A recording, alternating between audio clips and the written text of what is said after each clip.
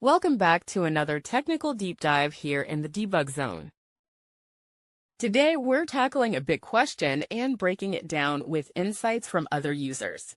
Hopefully, this clears up some misconceptions and helps you get the answer you need. So, buckle up, stay a little curious, and let's jump right in.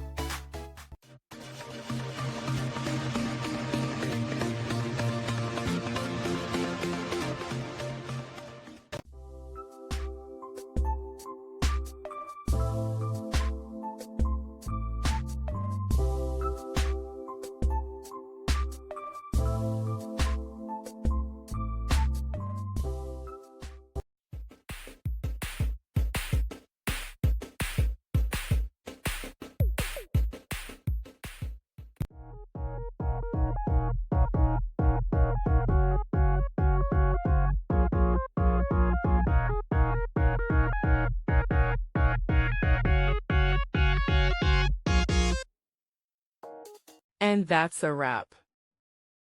I hope you found the answer you were looking for. If you did, take a second to hit that subscribe button. It really helps out. And let me know in the comments which solution worked best for you. See you next time in the debug zone.